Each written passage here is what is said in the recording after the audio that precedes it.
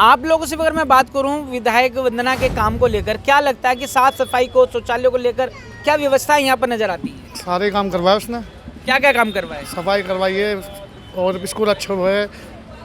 नहीं, शौचालय की बात कर रहे हैं हम, शौचालय व्यवस्था को का लेकर। हाल तो बहुत बुरा है। शौचालय का बुरा हाल है।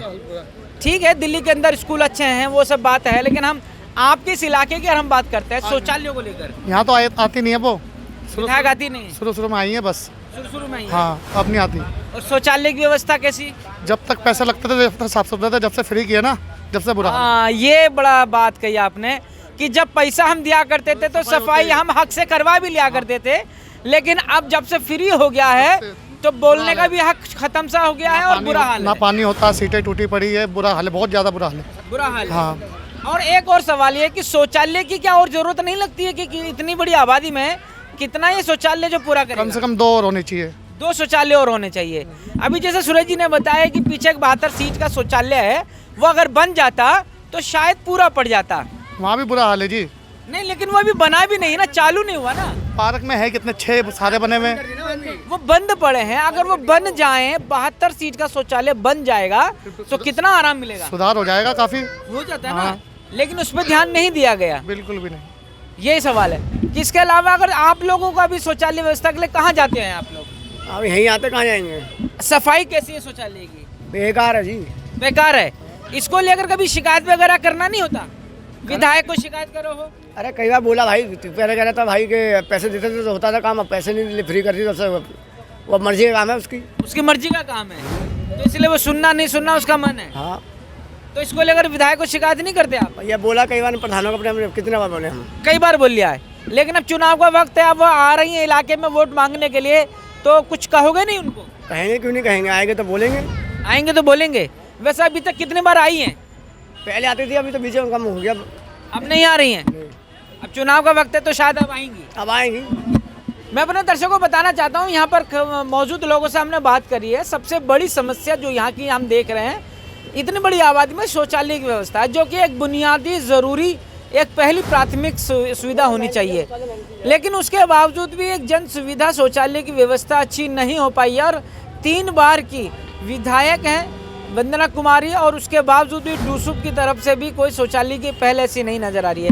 अगर है भी है तो एक जो डिब्बे पोटा केबिन होते हैं वो जगह जगह खड़े हैं, लेकिन उनकी दुर्दशा भी अगर हम आपको दिखाएंगे तो उसके अंदर जाकर खड़ा होना भी बड़ा मुश्किल का काम है। सफाई के खड़े नहीं हो सकते वहाँ पर, इतना बुरा हाल है। विधायक चुन दो आप, कैसे हमारे एरिया के लिए विधायक कौन सा बढ़िया रहेगा?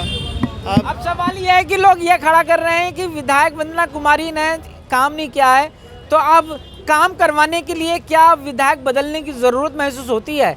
क्या लग रहा है कि अब काम नहीं हुआ है तो कोई दूसरा काम करने वाला विधायक चाहिए? दूसरा काम करने वाला चाहिए। वंदना कुमारी तो बिल्कुल नहीं चाहिए। वोट तो उसको, वंदना कुमारी को ना तो हम करेंगे ना करने देंगे।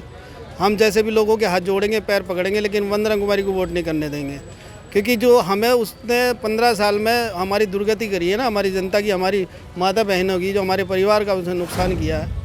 ये हमारा एक झुग्गी परिवार है, एक छोटा सा हिंदुस्तान है ये। इसमें हम सभी कोई महाराष्ट्र का है, कुछ गुजरात का है, कोई कल्याण का है, कोई यूपी का है, ये सब जो गए कि छोटा सा हिंदुस्तान है। जो हमारा इसका उसने खेल बिगाड़ा ना, 8 हज़ार वोट पड़ते हैं भाई साहब, ठीक है ना। लोग जो काम नहीं करते, 2 3 बार चुना है ना, 3 बार चुना है, ठीक है ना। तो फिर आप क्या लगता है कि इस बार जनता बहिष्कार करेगी? बिल्कुल करना चाहिए बहिष्कार। मेरा मानना है कि जनता को बिल्कुल बहिष्कार करना चाहिए, क्योंकि आप अपने नेता को जब भी चुनते हैं काम के आधार पर चुनते हैं।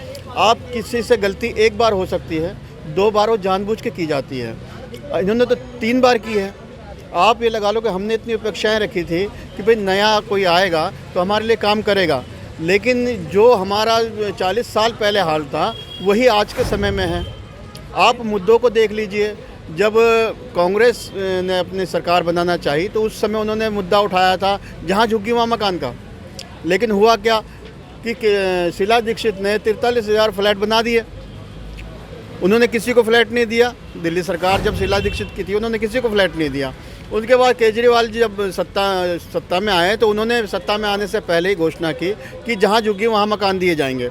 लेकिन मैं जानना चाहता हूँ कि आज तक इन 10 वर्षों में एक भी झुग्गी वाले को अगर मकान कहीं दिया गया हो तो हमें बताएं।